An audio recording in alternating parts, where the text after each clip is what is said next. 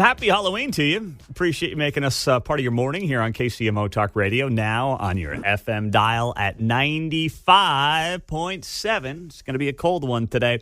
Always great to welcome on and say hello to Currie Myers, former Johnson County Sheriff, is joining us here on 95.7 FM KCMO.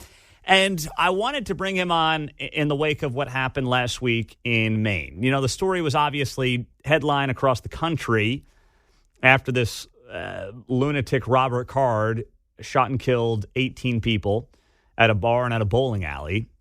And then there was a manhunt for him, and he was found dead with a self-inflicted gunshot wound on Friday night. And then the story kind of petered out since it came to a conclusion over the weekend. But I wanted to bring on Currie Myers to just talk about, have a real conversation around what can be done, if anything, to prevent these kinds of tragedies. Because obviously, you know, before the blood's even dried last week, you have people jumping to political conclusions in some sick and twisted way. And it's always about gun control, gun control, gun control. But here you have somebody with a known history of mental health issues. He had spent a couple of weeks over the summer in a mental health facility. So, Currie, it's good to have you on. Where do you think this conversation should begin? Pleasure as always, Pete. Appreciate it. You're absolutely right. It goes back to what you just mentioned. It's nauseating, actually, after any event that occurs, even while the event's going on, the media and many politicians have a tendency to opine that more gun laws and red flag laws, that seems to be the most popular things now to talk about, are the answer. And these two areas are always the first thought, and it's really has nothing to do with fixing the problem with mass shooters in the United States. I'd say the first thing is let's address the gun issue. And I've always said this, it's important to understand that criminals by definition do not follow the law. So preventive gun laws do not work. They only work against law-abiding citizens. The only gun laws that really are appropriate and work are gun laws that are committed during the commission of a crime, such as a felon in possession, use of a firearm while committing crime. Of course, that doesn't necessarily stop shooters, but it punishes them, and they could be in jail or prison longer as a result of the crimes that are committed. The other one is red flag laws.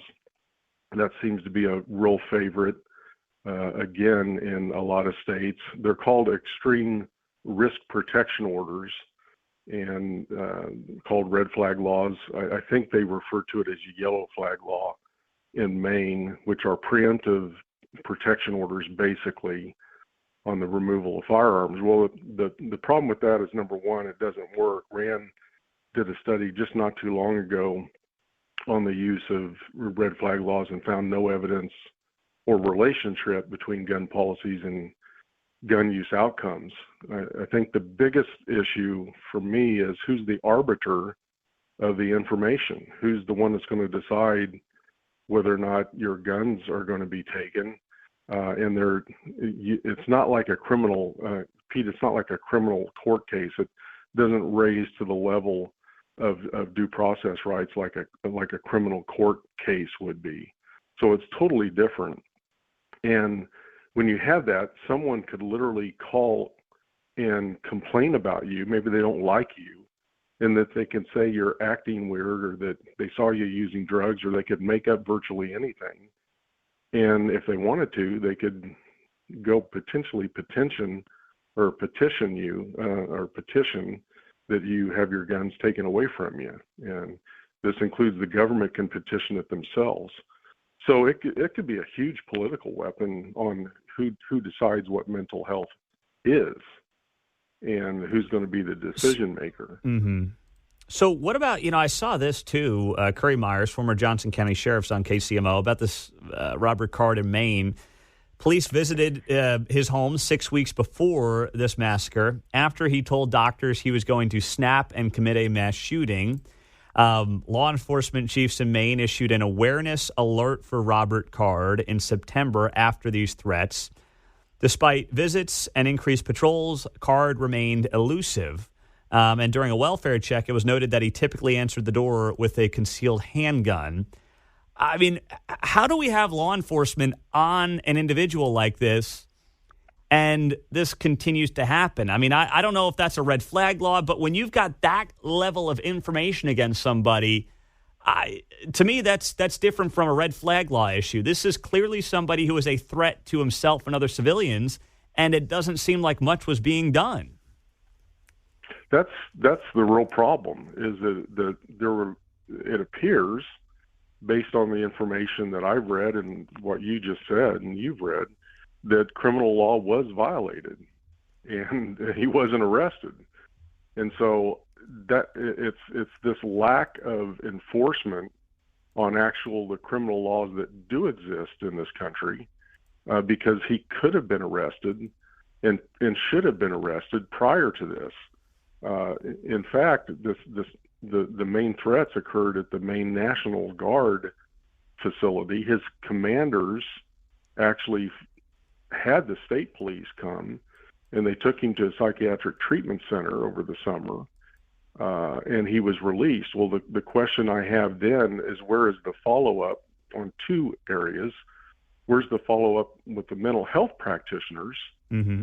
And it seems to be we've lost our mental health system in this country. We probably have for the last couple of decades, where we've turned into more of enablers as opposed to treatment of people. I mean, that's why we have homeless people on the streets, is we've decided to enable them instead of treat them for drug dependency and mental health issues. Yeah. So that's the first one. The second one is, what's the follow-up from law enforcement on filing charges in the prosecutor? Because if the person was diagnosed, there was a very good chance that he was on some sort of psychotropic medicine that could have added or aided in his this kind of response. And there's been so much on the news, on the media, on active shooters. I wouldn't throw out the fact that a copycat could have occurred based on the Hamas and Israel war. When you see people walking up and down the streets, and Hamas is not an army, they're basically gun thugmen that walk up and down the streets killing people. That's seen on television. There's no question that copycats could occur, and he could have been using that as a copycat. So like you, I'm wondering where two things are. Number one, where was the Criminal Investigation Division of the Army CID? This occurred on a federal facility, and he was, I believe, a sergeant, and made accusations against fellow soldiers. They have a criminal court system. They have a mandated mental health service system. And then finally, law enforcement, it seems once again the follow-up, the flow and follow-up is what's missing. And Pete, I've made the argument for a couple of years now that we have failed to use evidence-based policing, which provides law enforcement and data in real time, and it enables them to follow up with people to a conclusion. And it seems to me in America we have a lot of lack of follow-up, and it's really because they get lost in the system, and it's not brought before law enforcement to deal with them. And I think that's if we're going to look at the real issue here, it's law enforcement needs information in front of them quickly and available and in real time. And if you don't have that, you're going to get people lost in the system. That is well said. Former Johnson County Sheriff Currie Myers. Always good to have him on KCMO. 35 years, by the way, not just here in Johnson County, but law enforcement, local, state, federal level, criminologist, professor, does it all. And we're grateful for the insight, Currie. Thank you for being here as always. My pleasure. Anytime, Pete. All right. Stay safe. You as well. That is Currie Myers on KCMO. Great work.